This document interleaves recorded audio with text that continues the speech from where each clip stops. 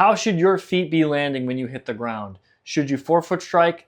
Is it okay to heel strike? Today in this video, I'm going to talk all about foot strike as it relates to running form, so you know how to hit the ground when you run. The first thing I want to talk about are what are the 4 different types of foot strike, and what does foot strike even mean? So in black is just going to be the floor, the ground, if you will. Okay, and then I'm going to draw the first one, which is a heel strike. Okay, so this is my crude drawing of a foot. Okay, these are the toes here. This is the heel, all right? So the first one is going to be a heel strike, okay? The second one is going to be a rear foot strike, and I'm going to explain the difference in a moment. They look very similar, but that is going to be a rear foot strike. So again, these are the toes, okay? Rear foot strike, rear foot, okay? And then now we're going to go in for the midfoot strike, okay? And then I'll write the name in a second. And then the last one is going to be the forefoot strike. So these, in my book, are the 4 different types of strike patterns as far as it goes for running, okay? So I want to differentiate between the 2 of these right now. So the heel strike and the rear foot strike are similar in the fact that the back part of the foot, the heel, is contacting the ground first, okay?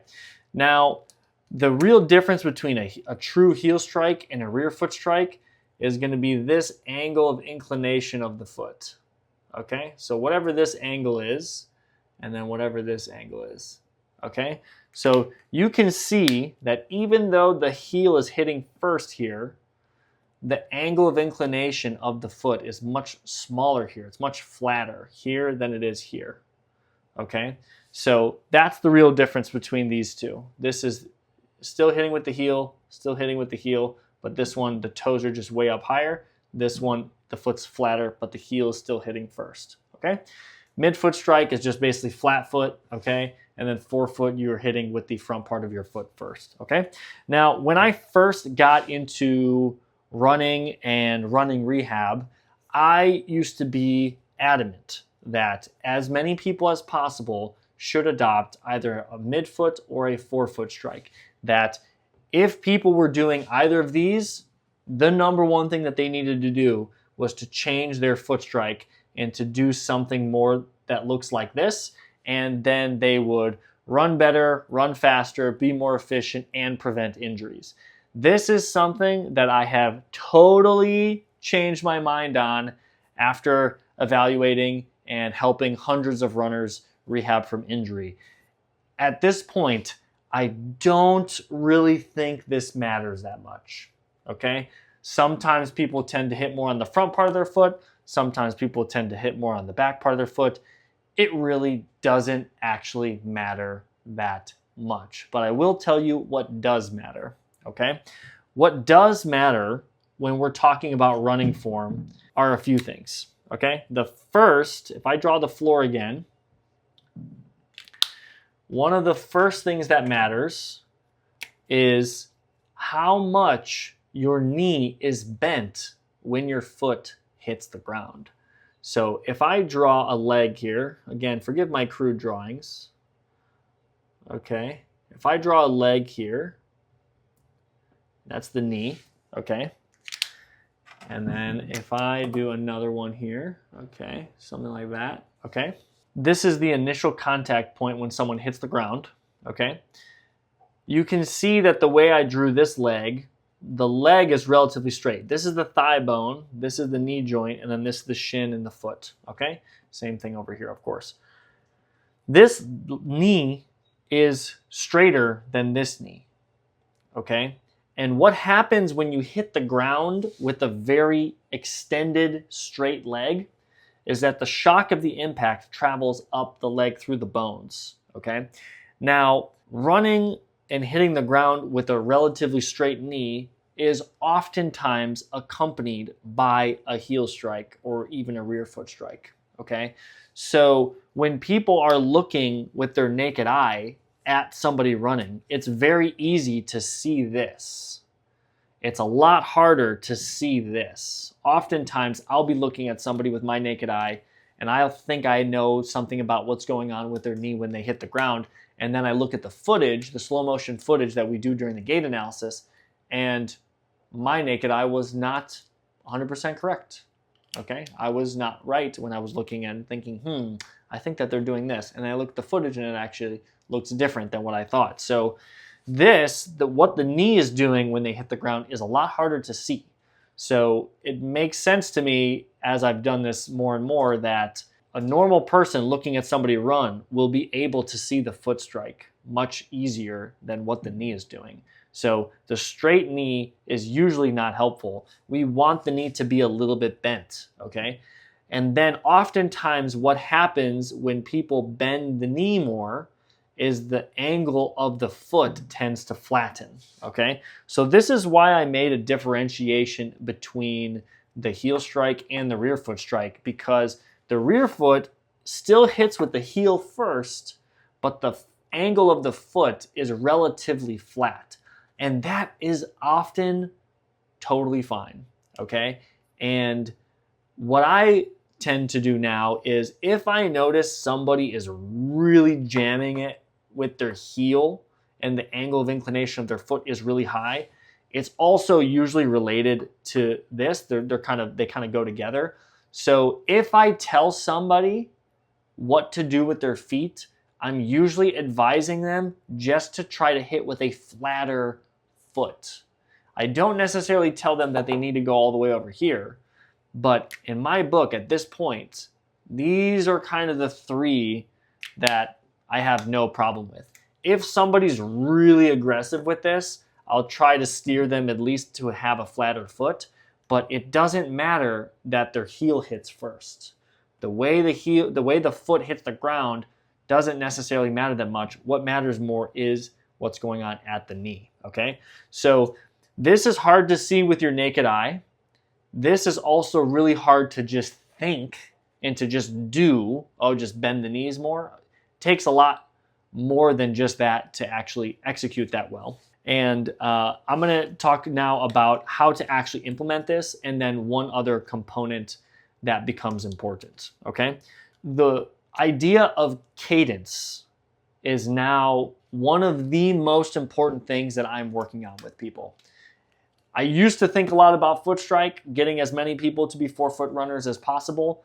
Now, all I really care about when I'm evaluating people is, are they taking short steps, and is their cadence somewhere between 165, let me say that again. Now when I'm rehabbing people, the main thing that I think about is getting their cadence somewhere between 170 and 190 steps per minute. Okay, so what is cadence? Cadence is the number of times that your foot hits the ground in a minute when you're running. So if I'm gonna run for 1 minute, I want the number of foot strikes I'm gonna take to be somewhere between 170 and 190, okay? You might be thinking, why does the number of steps actually matter, okay? What happens a lot of times is we will get an injured runner in the clinic and we will be working with them. We get them on the treadmill and their running gait looks however it looks, but their cadence is something like 150, okay? So it's way below 150 steps per minute, okay? So it's way below this 170 to 190 range, okay? And maybe they're heel striking, maybe their knee is a little bit on the straighter side. There's some other components that could be affected, but like I was mentioning before, it's really difficult just to think yourself into bending the knee more, okay? But what we can do with cadence is we can set a metronome on our phones to something in between this range and practice striking the ground at the cadence that we're selecting to increase the number of steps that we're taking. And the trick is that we keep the speed the same. So if we keep the speed the same and we run the same distance in the same amount of time, okay, we're not going any faster. And cadence is a function of minutes, okay? So in 1 minute, you're running the same speed and you're going to take more steps. What happens is your stride length will shorten, okay? When your stride length shortens, people tend to bend their knee more and people tend to land with a flatter foot, which is what we want, okay? And the way to do that is by actually manipulating cadence. So cadence manipulation is a little bit of a means to an end to get the form a little bit better with what we want to see. I'm going to explain this cadence concept one more time. As I've gone out into the community and talked to people about cadence, an analogy that really sticks with people is this idea of, okay, imagine you have a block, okay? You have a big block, okay, and you're trying to roll it, okay? You're trying to move the block from here to there, okay? If you try to push it, when you push the block, okay, let's say it goes like this, okay, and then you push it a little bit more, and it's gonna crash, and it's gonna thud, and make a big noise, bah, okay, when it hits the ground, okay, because it's a four-sided block, okay? If you took the same mass object and you made it, I'm gonna have another crude drawing here, and you gave it many sides, well, however many that is, okay, and then you tried to roll it, okay, it basically creates a situation where you have more sides, so the impact is a little bit less, okay, so there's not as much impact, okay? I hope that makes sense. I'm gonna do that with my hands real quick just to see if that's helpful. So what if you have a block, every time you move the block, it goes thud, and then thud, and then thud. But if you shave down the edges of the block and you push it, it can go. That's what we're doing when we're increasing the cadence from 150 and we're putting it within the range of 170 to 190. You're still moving the same object at the same speed, but you're giving it more contact points, so it kind of lightens the impact on each individual strike. If you increase the cadence at the same speed, it has the effect of shortening the stride and having you bend the knee a little bit more. And that's what matters more than what part of your foot is hitting the ground. This doesn't really matter that much, and that's something that I've really changed my mind about. It really all boils down to cadence for me and having a nice short stride with quick steps. That's what I tell people nowadays. Run with short, quick steps. That is the most important thing. However your foot hits the ground is fine. Thanks for watching.